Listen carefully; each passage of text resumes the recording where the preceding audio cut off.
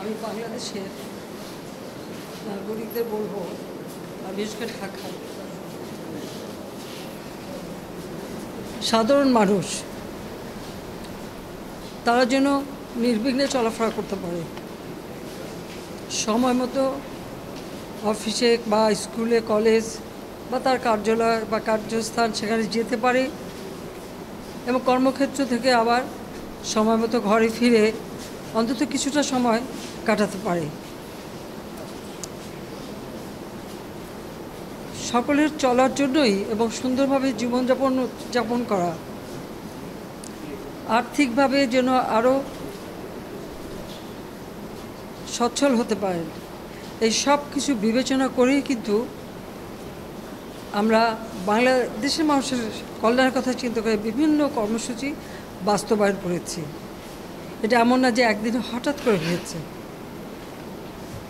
আমরা আওয়ামী লীগ করি, বাংলাদেশের স্বাধীনতা জাতির পিতা বঙ্গবন্ধু শেখ মুজিবুর রহমানের নেতৃত্বেই আমরা অর্জন করেছি।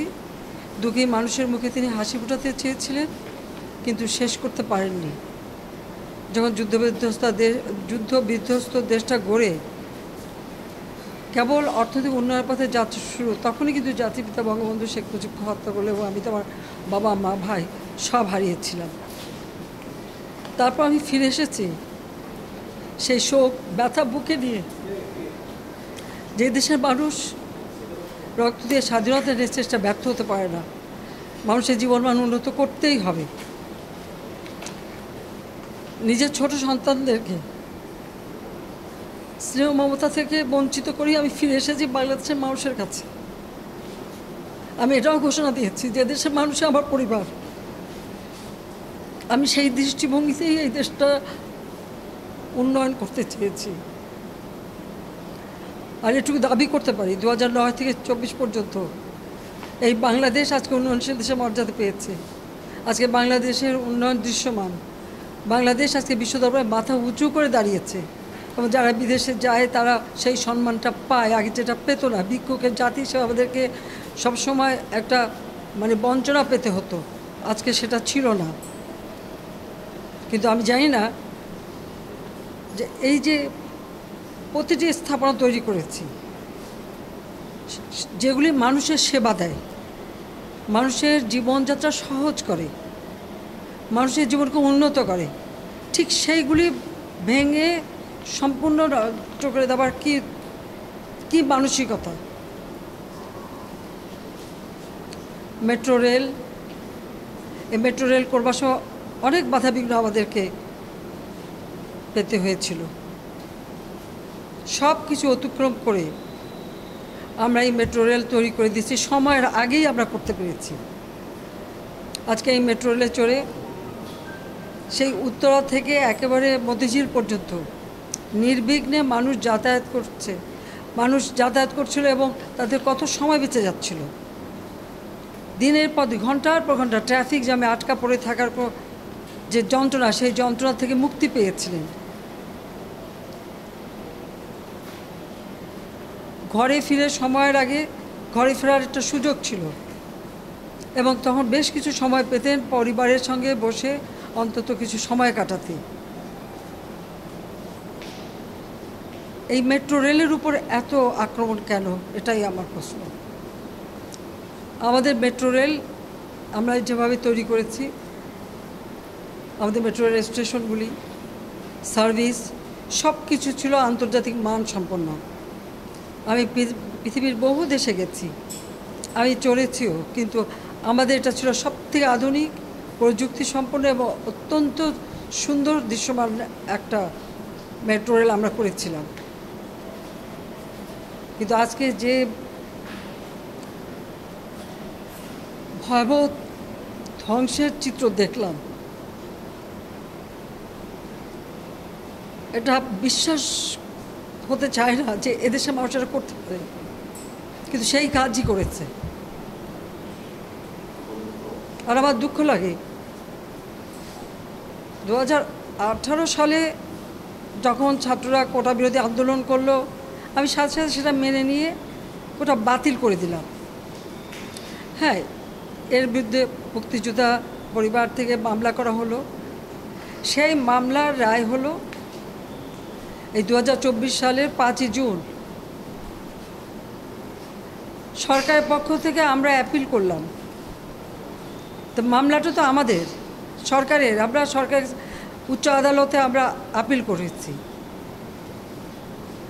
এবং আপিল করার অর্থটা হলো যে আমার দেওয়া যে প্রজ্ঞাপন সেটা যে বাতিল হলো, সেটার বিরুদ্ধে আমরা আপিল করলাম আর অ্যাপিলেট ডিভিশনে উচ্চ আদালতে। তারা সেটা হাইকোর্টের রায়টাকে স্থগিত করে দিয়ে একটা সময় দিল যে এই সময়ের মধ্যে আলোচনা হবে, মানে তারা কোর্টে সকলের বক্তব্য শুনে সিদ্ধান্ত নেবেন। আমি ওই কোটা আন্দোলনকারী থেকে শুরু করে দেশবাসীকে একটু বললাম যে একটু ধৈর্য ধরতে হবে। আদালত যখন নিয়েছে, আর এটা তো সরকারের করা মামলা, আপিল তো সরকার করেছে, কাজে তাদের ধৈর্য ধরতে হবে এবং তাদের যেটা প্রত্যাশা সেটাই পূরণ করা হবে, তারা হতাশ হবে না। আমি এই আশ্বাস দিয়ে তাদেরকে বললাম বিরত থাকতে, কিন্তু সেটা করলো না। আর এরই সুযোগ নিয়ে সেই 17ই জুলাই থেকে যেভাবে ধ্বংসাত্মক কার্যকলাপ শুরু হলো, যে স্বাধীন দেশটাকে মানুষ তো বঞ্চিত ছিল, প্রায় 29টা বছরই তো বঞ্চনার ভোগ করেছে। মাত্র 15 বছরের মধ্যে আমি যেভাবে দেশটাকে গড়ে তুলেছি, কী না করেছি মানুষের জন্য। খাদ্য নিরাপত্তা, বিদ্যুৎ, চিকিৎসা ব্যবস্থা, শিক্ষা ব্যবস্থা, যোগাযোগের ব্যবস্থা, রাস্তাঘাট, পুল ব্রিজ, সব কিছু ক্ষেত্রে আমাদের যে কাজ, তাতে কারা লাভবান? এই মেট্রো রেলে কি আমি চড়ব? শুধু আমরা সরকার চড়বে? শুধু আমাদের মন্ত্রীরা চড়বে? না সাধারণ জনগণ চলবে? সেটা আমার প্রশ্ন। এর উপকারিতা কারা পাচ্ছেন? এদেশের মানুষ, আপনারা, সাধারণ জনগণ পাচ্ছে। তাহলে এর উপর এত ক্ষোভ কেন? সেটাই আমার প্রশ্ন, যে আমরা বারবার অনুরোধ করা সত্ত্বেও আন্দোলন, কোটা বিরোধী আন্দোলন। এরপরেও হাইকোর্ট, উচ্চ আদালত রায় দিল। আমরা বারবার কথা বলেছি, বোঝাতে চেষ্টা করেছি। এমনকি কোটা আন্দোলনকারী তাদের সাথে আমরা আমাদের মন্ত্রীদের পর্যন্ত বসালাম। একটা কথা বলে যায়, ফিরে যে আরেকটা করে। যে দাবি তারা করেছিল, সমস্ত দাবি শুধু মানা না, তার থেকে বেশি আমরা দিয়েছি, হাইকোর্টে দিয়ে দিয়েছে। তারপরেও কিন্তু এখন থামেনি। কেন থামেনি? আমি দেশবাসীর কাছে সেটাই আমি বিচার চাই। এখনও নাকি আন্দোলন করতে হবে দফা, প্রথমে 1 দফা কোটা সংস্কার করতে হবে। কোটা বাতিলও করে দিয়েছিলাম। আচ্ছা, কোটা সংস্কার হবে, আপিল করলাম, উচ্চ আদালত সিদ্ধান্ত দেবে। সেই জন্য পর্যন্ত তো ধৈর্য ধরতে হবে। যে কোনো নাগরিককে তো আইন আদালত মেনে চলতে হবে। সেটা না ওই 1 দফার পরে আসলো 4 দফা, তারপর আসলো 6 দফা, তারপর আসলো 8 দফা, তারপর আবার 4 দফা, আবার ওই 4 দফাও হবে না, আরও 8 দফা। এইভাবে এমন একটা পরিবেশ সৃষ্টি, আর সেই সাথে সাথে এই ধ্বংসযজ্ঞ, মানে এই ধ্বংসযজ্ঞটাকে সুযোগ সৃষ্টি করে দেওয়া। ক্ষতিকার হলো আজকে মেট্রো রেল বন্ধ, কারণ এই স্টেশন যেভাবে ধ্বংস হয়েছে, এটা সম্পূর্ণ ডিজিটাল সিস্টেম, ইলেকট্রনিক সিস্টেম, সম্পূর্ণ মডার্ন। এটা তো কতদিনের ঠিক হবে আমি জানি না, কিন্তু কষ্ট পাবে তো মানুষ। আপনারাই কষ্ট পাবেন, দেশের মানুষই কষ্ট পাবেন, এই ঢাকা শহরের মানুষই কষ্ট পাবে। ঘন্টার পর ঘন্টা আবার ট্রাফিক জ্যামে পড়ে থাকতে হবে, আবার কর্মস্থলে পৌঁছানো, আবার ফেরত আসা, দীর্ঘ সময় লাগবে।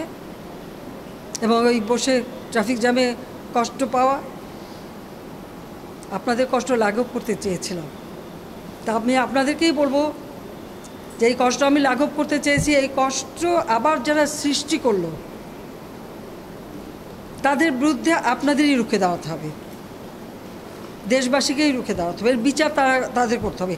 আমি তাদের কাছেই বিচার চাই, কারণ আমাদের প্রত্যেকে, এই যে মন্ত্রণালয়ের যারা এবং এই মেট্রো রেল নির্মাণ কার্যের সাথে যারা জড়িত, তাদের আজকে চোখের পানি পড়ছে এটা দেখে, যে কিভাবে একটা দানবিক কর্মকাণ্ড এদেশে হলো।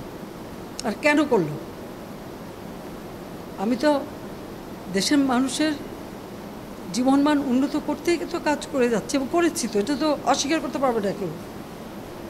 যে 15 বছর আগে 2008 পর্যন্ত এই দেশের কী অবস্থাটা ছিল একবার চিন্তা করে দেখেন। আর আজকে বাংলাদেশ উচ্চ ধাপে উঠে গেছে, তো সেখান থেকে নামাতে হবে কেন? আমার প্রশ্ন সেটাই।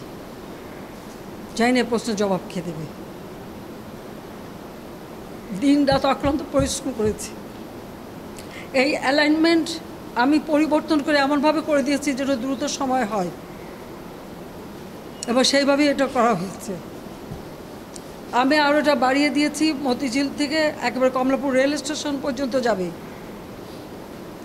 কেন? মানুষ আরও সুন্দরভাবে চলতে পারে। তো যারা একটু আঘাত করলো, এই মেট্রো রেল এভাবে ভাঙচুর করলো, যারা যে প্রায় 2 লক্ষ 2.5 লক্ষ মানুষ চলাচল করতেন খুব অল্প সময়ের মধ্যে, এদেশের মানুষ কত খুশি ছিল। তো তাদের সব আনন্দ যারা নষ্ট করলো, যাদের আরামে যে চলাফেরা করতে পারতো সেই চলাফেরা পথ যারা রুদ্ধ করে দিল, তাদের বিচার এদেশের জনগণকেই করতে হবে। আমি সেটাই চেয়ে যাচ্ছি।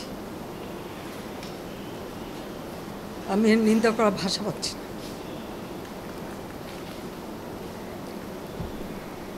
আপনার ধন্যবাদ।